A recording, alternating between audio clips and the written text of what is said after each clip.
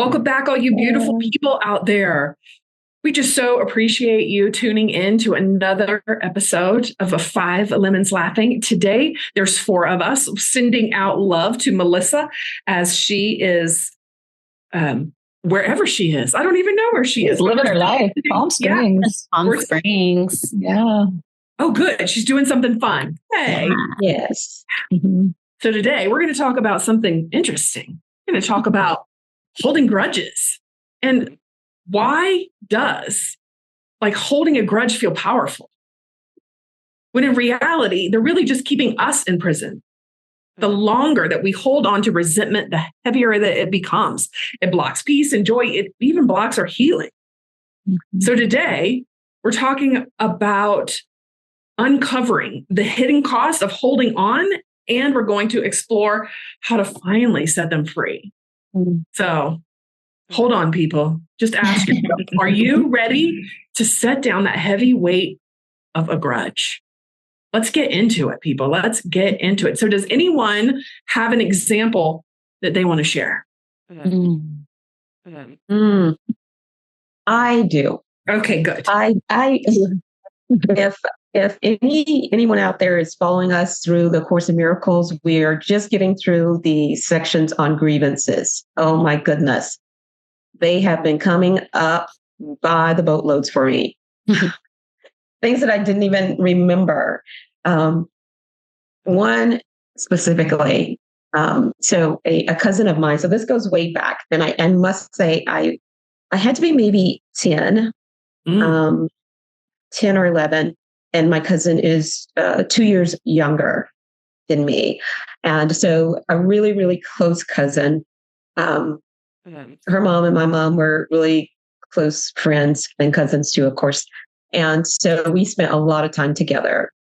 And so once my cousin came over to visit and she stayed for the weekend. And when she left her purse. Yes, she had a purse at 8 years old, and I didn't have a purse, but she left her purse. And in her purse, she had a diary. I didn't necessarily know it was a diary, but had a little flap on it with a little lock, but it wasn't locked. So I opened it. Oh no! And then I started reading it. Oh no! It's going downhill fast. What'd she write about you, Drusilla? Well, there was nothing specifically about me, but what she did say was that she was glad that she wasn't born in such a large family like Drusilla, because then if she did, she would be poor. And she's glad she wasn't born into a family like our other cousins, because they're poor too. And I started crying, and I told my mother.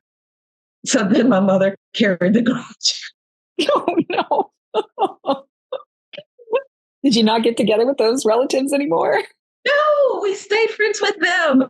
Oh, gosh. And it's not over. It's not over. Oh. She and I, we remain friends. It wasn't like a grudge, but there was this thing always, right? Always inside of me. And we've always been friends. And here we are, 40-some, almost 50 years later, right? So in 2020, when I was going through a lot with my family, during COVID, I had a brother to pass away and my niece to pass away.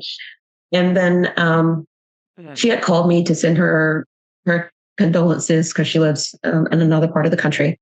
And we were talking about me going to visit my mother, going to see her. And she made this comment that about when is enough? And I haven't seen my sister in a whole year, implying that I shouldn't go see my mom during COVID because I had other relatives pass away. And so it built up some more resentment. And this time she knew. I never told her about the diary all these years. This time she got the sense that she did, because in that moment, she kind of almost tried to correct herself. And so over the last few years, our relationship has been a little strained. But her and her sister came to visit last year. For 2 years in a row, they came to visit and they stayed at my house. And it's still been very awkward. And so that's why this came up for me during this period of grievances, so I can once and for all let it go. She was just a little girl, and she was poor too, but in her mind, I'm sure she wasn't, right? So it doesn't even matter, right? And I'm glad it came up for me to remember and to allow it to be gone. It was a nothing that I've held on to. And the weight of it has been, I mean, it's just like her being in my presence. And there was always this thing between us, right? This little thing. And I mean, it's been like, I'm just so glad to be letting it go. I'm just so grateful that it came up for healing. That is, I am so glad that has come up for healing too, because it's like I said in the intro, like it's heavy. It's holding you. It's holding the grudge holder back, right? Mm-hmm. So, what do you think? You said there was distance between you, but what else came up during the ramifications of holding that against her? I couldn't really love her. Like I couldn't really just embrace being around her, And it's probably compounded in a lot of ways because as you might could tell by those things, she has it's kind of a unique personality in the sense that it's a little bit arrogant, and a lot of people in our family, and you all know by the way I talk about family that my larger family, cousins, we're all really close. We're all like almost like sisters and brothers. So there's a lot of relatives that have similar experiences with her. Let's just say that. And so she rubs a lot of people the wrong way. But I've always been the only one best friend in the family to her still through, but it's really been compounded that I can't really just love her and embrace her like I would want to. Does it feel like it's still there a little bit, or does it feel healed? It's still, I mean, it's just came up this week, so it's still work in progress. And what makes it just as challenging as probably dealing with my spouse is that she's just as close to me. And I'm, like I said, we've been best friends since she was probably my very best friend, right?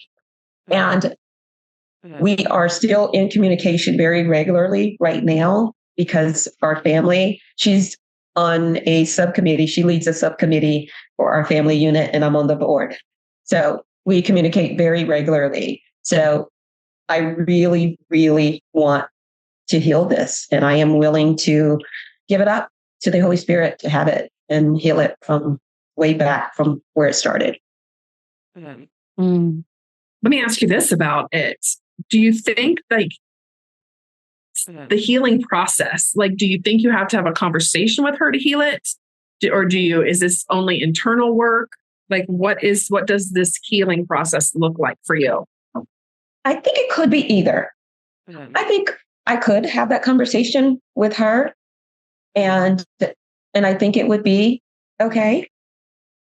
I think she would receive it. And I think I could heal it without her. I think it could happen either way. I had thought about having a conversation with her even before going through this lesson. Back when the thing happened with the COVID conversation. And at the time, we didn't have to communicate for about a year or so. And it's just been over the last couple of years that we've had to communicate quite often, and that she was here staying at my house a couple of times and things like that.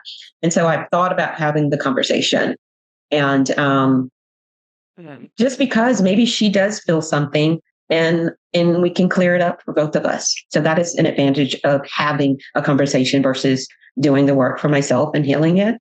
Maybe she would want to have the conversation as well. Well, you definitely answered my next question. Do you think that she even knows that this is happening, or is this all in your mind?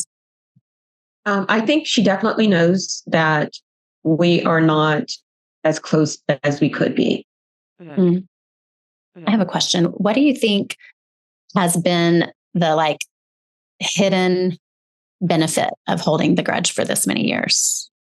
That's a good question.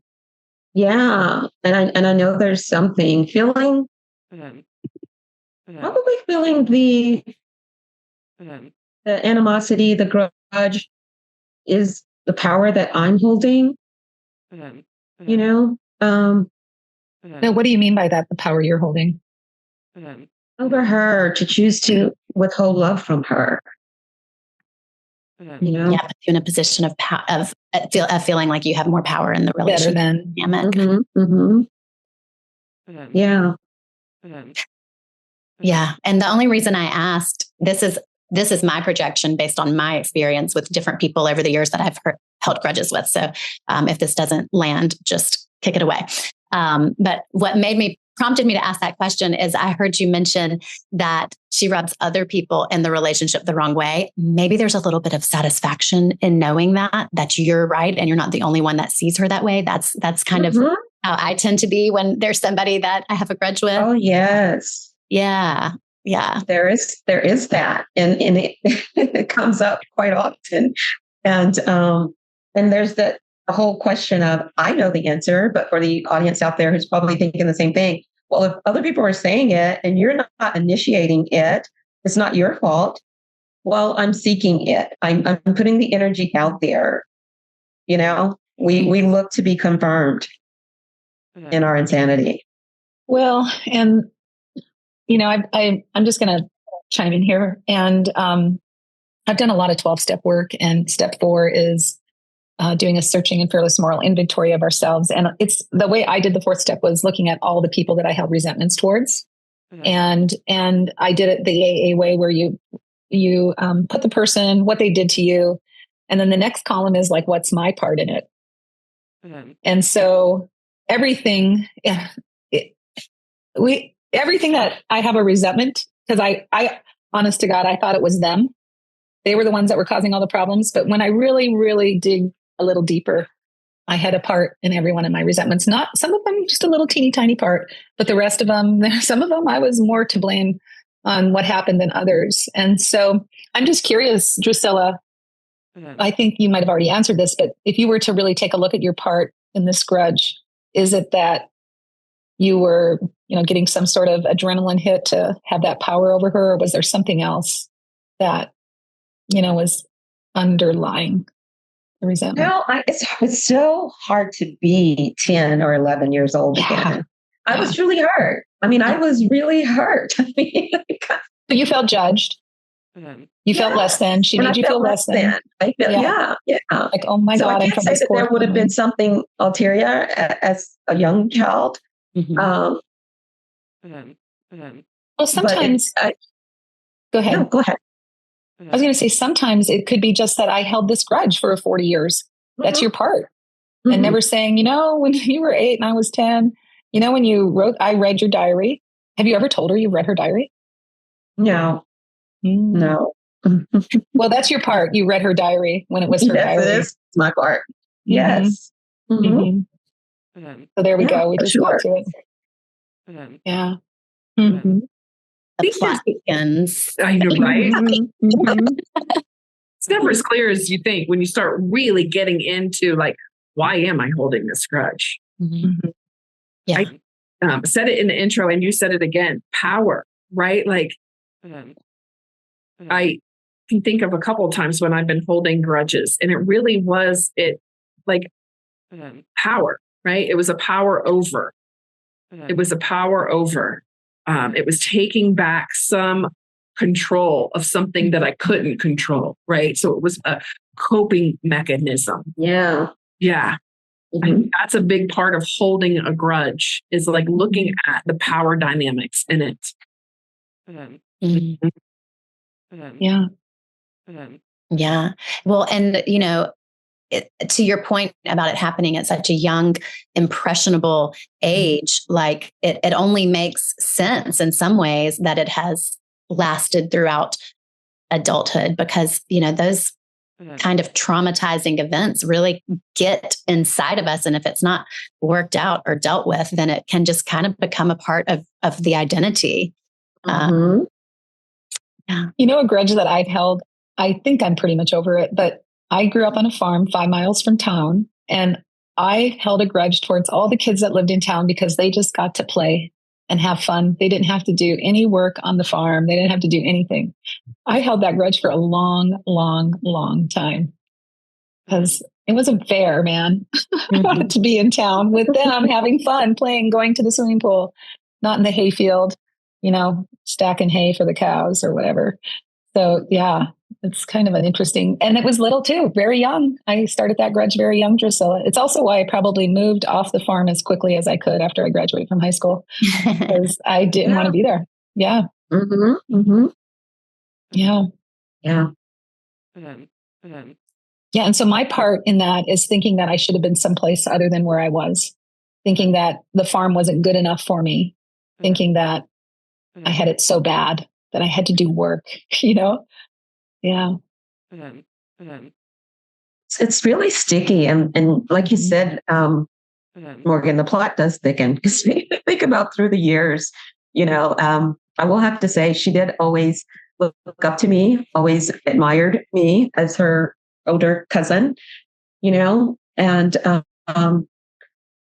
yeah, there was just this thing that I couldn't just love my little cousin the way that I, you know, it just wasn't, what I wanted to feel. Yeah. And I'm just thinking from her perspective, and correct me if I have the story wrong, but like, think about all these years of having read her diary and knowing that statement she made about you, and that you've been carrying bitterness and resentment towards her around that. And she has never had the opportunity to make any amends to you, but has energetically felt that coming off of you and towards her. It really like opens up a perspective to bring compassion. And you know what I mean? Like, I can see her just like striving for Drusilla's attention and approval, and sensing on some level that she's not getting it completely, but not knowing exactly why. Yeah. That's really great insight. I agree. That is, that's a great observation. And I can sense that. I will venture to say you're absolutely right. Mm-hmm. And Drusilla, thank you so much for sharing this story, because we're like, I can, as the observer, I'm like, wow, we're really picking on Drusilla. I do not feel picked on. Okay, good. I wanted to make sure, because, you know, like this, taking this example and really looking at it, I'm sure there's someone out there like has recalled a grudge that they're holding. So every question that we ask you, Drusilla, is a way for someone to heal their own stuff by looking at it. Because as it is said, that awareness is curative. So just even just looking at it and investigating in your mind, like, oh yeah, I did that. Yeah. I think the guilt, I don't know who asked you this, but the guilt of reading her diary, right? Like, and to Penny's point of like, what's your role in it? Like really looking at is one of the reasons I'm holding the grudge, is because I don't want to look at my own guilt. Maybe. Right? It's easier to hold something against someone else and really feel that and have it outside than to really do this internal work, which is the healing work. Getting into what is my part in that. Ouch. Yeah. Well, it's all about taking 100% responsibility for 100% of our results, right? That's what the Course in Miracles is all about. And it's probably one of the most challenging things for me to do at times. Like I want to be not always it's getting less and less, but I want to be, no, I'm not even going to say it. I was going to say, okay, I'll just say it. I want to be the victim at times. Oh yeah. You know, I do. I want somebody else to be wrong. I want to be right. But that is, I would say, I mean, we're doing a pretty intensive study of the lessons this year. And I would say that's lessening more and more, just based on the lessons that I really do. Are lessening. I love that. Could you say that again, Morgan? The lessons are lessening. I'm writing that one down. And we are going down the Course in Miracles path because that's just what we've chosen to do this year. But it's such a theme. Like, even if you don't even really know what the Course of Miracles is, like Penny, when you were talking about AA, it's in there, it's in all kinds of stuff, all kinds of spiritual ways to look at things. Well, there's only one truth, but many ways to deliver it. And so we all resonate with something, some spiritual path. Well, if we choose, we resonate with some spiritual path. And for some, it's, Christianity, others it's Muslim or Judaism, and others it's A Course in Miracles. And then others, it might be Al-Anon or AA, So it just depends on what resonates with you. Yeah. Yeah. So I have a follow-up question to my question from before. You sort of touched on what would be the cost of letting the grudge go when I asked you what the benefit of holding on to it was. But what would be the benefit of letting the grudge go? I can imagine the love I would feel for her. I mean, it's like missing something that you never had, but you know how it could be. Yeah. Yeah. Because I do adore her, Yeah.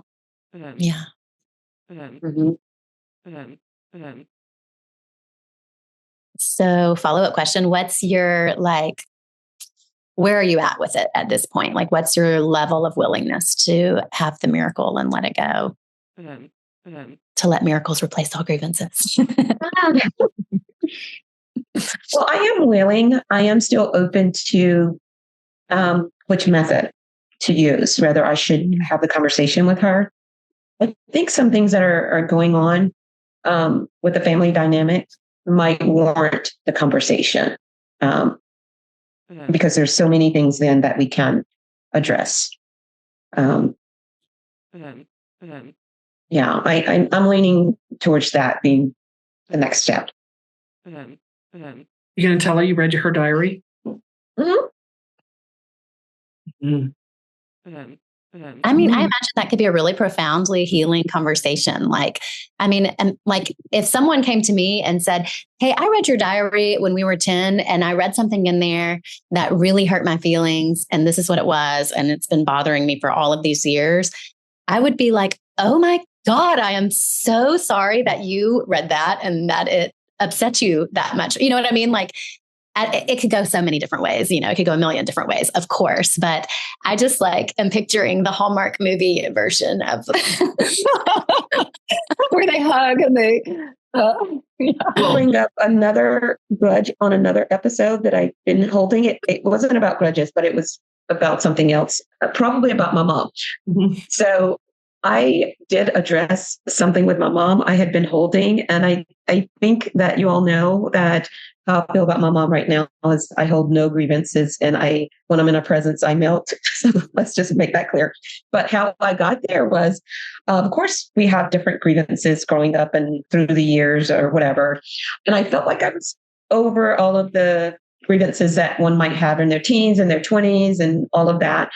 And then I'm in my 30s and trying to understand this mother-daughter dynamic and heal wounds and all this stuff. And I'm at my mom's house one day, and it must have been maybe a holiday. And my mom and my niece were in one of the back bedrooms at my mom's house. And I walked down the hallway to go to the restroom, and I heard them talking about me. I'm so hurt. It wasn't bad, but it wasn't good. And I just didn't feel like my mom should have been having a conversation with my niece about it. Right. And so I held on to that until about 5 years ago. And I told my mom, and she was so apologetic and responded exactly like you just did, Morgan. And that made me think about it. And that was the last thing I had to say to my mom to clear the air and make myself feel the way I feel right now about wanting to climb up into her womb every time I'm around her now. But I literally was holding on to it, and it made so many other, what happened, what's compounded is during those 5 or so years that I held on, every little thing became so big and so hurtful anything she did that wasn't in agreement with me or that I felt, she shouldn't have said was compounded and blown way out of proportion because I was carrying around this grudge. And so I so look forward to that kind of healing with my cousin. Yes. And just so I don't watch the Hallmark channel, I like drama TV. So in my mind, this is going differently. I'm holding a vision of a happy ending. Thank you. Thank you. I get both. Okay. There's a little drama in there. Yeah. Yeah. Isn't it good to be able to laugh at this, our healing process? Yes, it is. Mm-hmm. Yeah. Yeah. Even in the middle of all the drama, to be able just to have a little laugh about this crazy little human life experiment that we're in. Mm-hmm. Yeah. Mm-hmm. What about you all? Anybody else have any juicy stories? Mm-hmm. The only one that's coming to mind is holding a grudge that I didn't even know I was holding about money with, with my husband, right? We've gone through, we've been married over 25 years. We've gone through, eating cheese that didn't melt, right? Like just, day old bread and cheese, mate, right? That doesn't make grilled cheese. So we've gone from there to having lots of money to climbing out of debt several times. And I really didn't realize how I was holding on to that fear, that grudge of a pattern repeating until just recently. And I just felt so compelled to have a conversation so I could tell him exactly how I felt. I could, and mentally I was like, well, I don't need to go back that far. I don't need to go back till the day we said I do and start pulling up stuff from then. But I definitely pulled things from the past, more recent past, but it was the same pattern. And to have that conversation, and I'm not exactly sure how healing it was.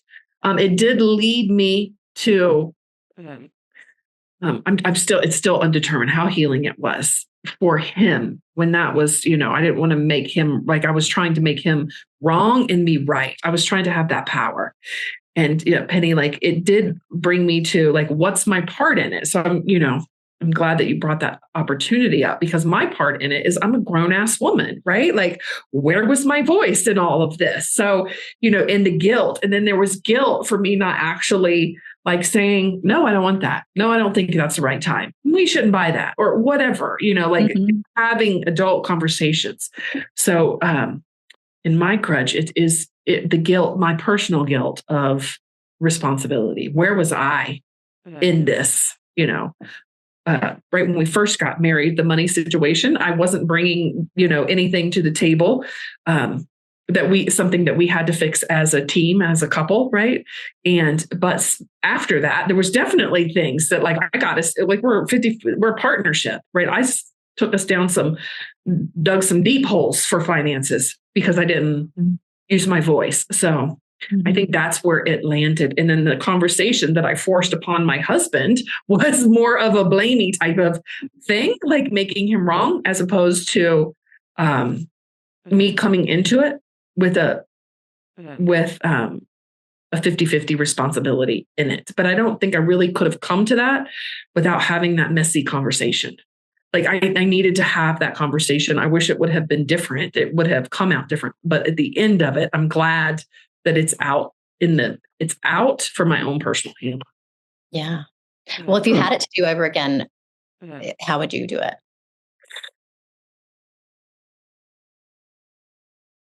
I think I would have, I don't even know. I think it is a tough one, right? Because you don't know. Because in my head, I rehearsed this conversation I was going to have with him, and it didn't even sound like it did in my head when we started having it. Never does. It never does. It never does. And he just sat there while I was talking because it was my conversation, not really his conversation. And it just the end result wasn't what I thought it was. I was hoping to, I'll heal all of my money issues and we'll kumbaya, right? That's in my head. That's how it was going to go, but it did not. Yeah. Well, I have a question. So I think I heard you say that you wouldn't have been able to come to the conclusion of your accountability unless you had the conversation. Right. I think there is a way that you could have. Because I know that it was that we're partners, and I could have said, no, I don't want to buy this. Right. It's not the right time to buy this. And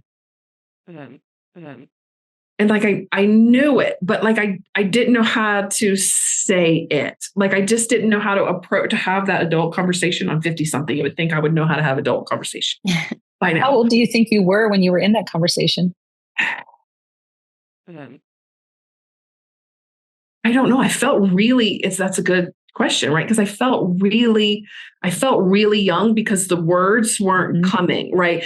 Because I would say something and then I could feel his reaction and it wasn't what I was expecting. So that it would shut me down. Like, so I felt, so I don't know how old I was, but definitely as I'm saying this, I tried to have difficult conversations, or when difficult conversations were had around me, I could feel it. So, yeah.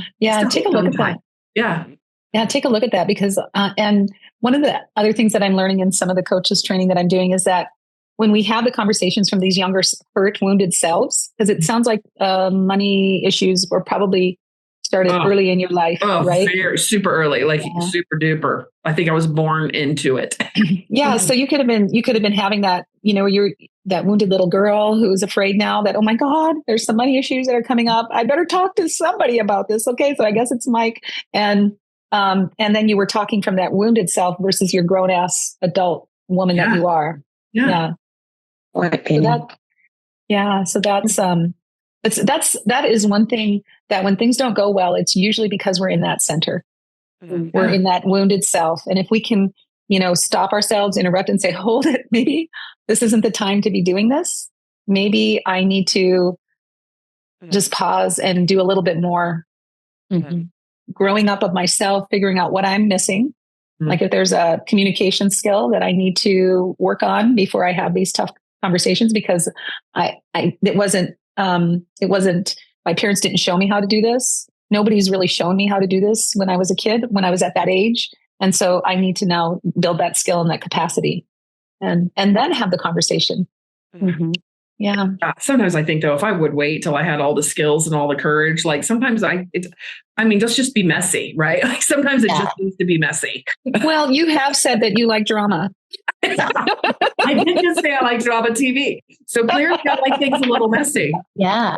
And that is a perfectly okay way to do it, for sure. I love that you're saying that. And you're like, okay with the way that it went, acknowledging that there could have been a less painful way to do it, but the way that it shook out was exactly perfect for your healing. And that really is the way like the spiritual growth and practice works. I think that's cool.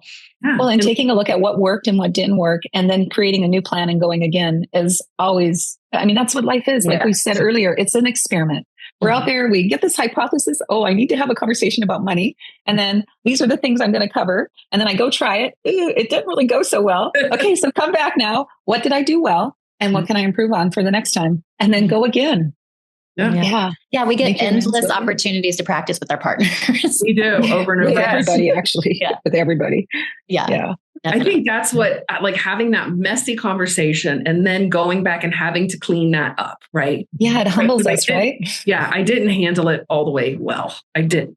And I'm mature enough to go, man, I just really sucked at that, right? And then so I had to go and clean it up. And I think just the thought process of having to clean it up, like I, sometimes I just know something like, oh, I know that, I'm supposed to, that it's half my fault. But then to go really to investigate and to dig up my role in it and to really acknowledge that, yes, I'm 50, we're 50-50 in this. This is just as much a part, my part. And I think it landed a little bit differently on Mike too, when I was like, you know what, it's 50-50, right?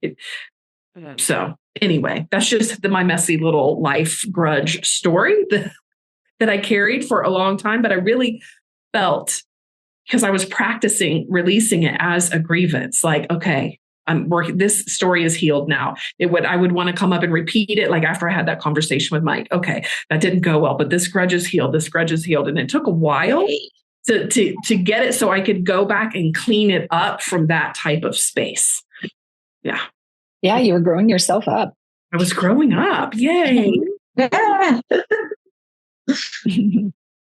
Yeah. That's my grudge story. My 25-year-old, 25 years of grudge, holding a grudge that wasn't always present in my mind, right? But it was using up bandwidth in the background. Mm-hmm. Mm-hmm. Yeah. I get that. Mm.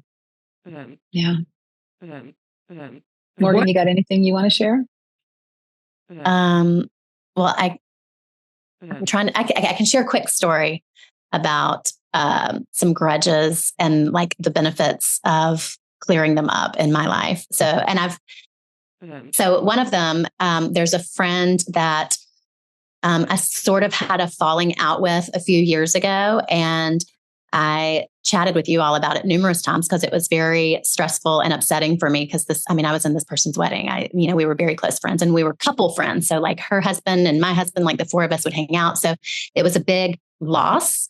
And it felt like the self-loving thing to do was to remove myself from the relationship. And so that was, a year before we moved to Costa Rica, or 7 months before we moved to Costa Rica. So that's been almost 3 years ago. And over the course of those 3 years, I've done this whole dance of, do I have a conversation with her? Don't I? That same thing you're going through right now, Drusilla. And I never got clarity about if the loving thing was to have the conversation, lay all the cards on the table and have that conversation, or to not. It never felt like a very clear, yes, have the conversation. So I never had a conversation about it. I never told her my grievances. We never hashed it all out. And I did that whole thing that I talked to you about, Drusilla, about like, I would kind of get off on other people having a bad opinion of her. Mm-hmm. And I would look for that. And if people asked me about our friendship, then I would leap at the opportunity to air my grievances and make her the villain and make me the sweet innocent. And so I did that whole song and dance, but I did it less than I've ever done it before because I am still doing my spiritual practice all throughout this whole process. But anyway, lo and behold, this has been going on for several years. I've been working on my side of the street, never compelled to have a conversation with her, never compelled to be ugly to her, still like, every once in a while sending a message to each other, cordial, but just definitely a different relationship than it had ever been. And then finally, it was just not taking up any of my bandwidth, to go back to your word, Amanda. Like whenever I saw her, let's say a post on social media, for example, whenever I saw her, it no longer was a visceral reaction. There was just love. It was just clean. And I didn't have any desire to rekindle the friendship. And I didn't have any desire to punish her or to wish her ill. Like it was just all completely neutralized. And it did take almost 3 years, as I mentioned, but lo and behold, we moved back from Costa Rica and they invited us over for dinner, and I got a clear, like, yes, let's do it. And it's all just like clean and clear. And I still have no inclination that any conversation needs to be had, any clearing of the air needs to be had. And it just feels completely clean. And I have no expectations about where the friendship is going or anything. Like it's just completely neutral. And I just have love for her. And like on the opposite side, there was a friend that was in my life because of my husband's relationship to her husband that I didn't want to be friends with. And I had a grudge against her too. And the only thing that got her out of my life was letting go of the grudge. So it worked both ways in my life. Like I have story examples of both. Like that little girl, I could not get her out of my life for anything until I got to a neutral place around her too. So it works both ways. If there's somebody you want out of your life, or if there's somebody you want in your life, you got to forgive them and let the grudge go. Yeah, that's the first time that's the first time we've said forgive. Mm-hmm. That's the first time that is mentioned, but isn't that the whole deal? Forgive yourself, forgive the other person, like to let that grudge go. That is big deal. Yes. Yeah. Yeah. That's the key. I can't wait to hear your post-its. Oh, go on. There's so much. I think I know one. What do you think it is, Amanda? Lessen the lessons. The lesson. Well, the lessons are lessening. The lessons are lessening. Whatever is lessening for you. Yeah. Like, what is it that's lessening for you by doing the lessons this year? Yes. Yeah. Yeah. Grudges. Grievances. Yeah. Yeah. Yeah. Resentments. Yeah. Guilt. Oh my gosh. Unconscious guilt too, right? Unconscious guilt. Mm-hmm. Yeah. Not even denial. Mm-hmm. Yeah. The other one I wrote is resentments can put a strain on relationships. That is a big thing that happens. And when we carry a grudge, it just blows everything out of every little thing gets blown out of proportion. Mm-hmm. It's just everything just is bad. And all it takes is a little willingness and forgiveness, right? Mm-hmm. Yeah. Yeah. So that's what I got for today. That's it's so, we have such wonderful, amazing conversations here. I just love when we come together as these beautiful little lemonettes that we just are unpacking a lot of stuff, including what's behind our grudges. That's what I think is so powerful. And so I just want to thank all you beautiful listeners for tuning in to this episode, The Weight of the Grudge. Are you willing to put it down? I think we, there's a lot of insight in today's podcast about really, truly the willingness to put them down and what that can do for your life.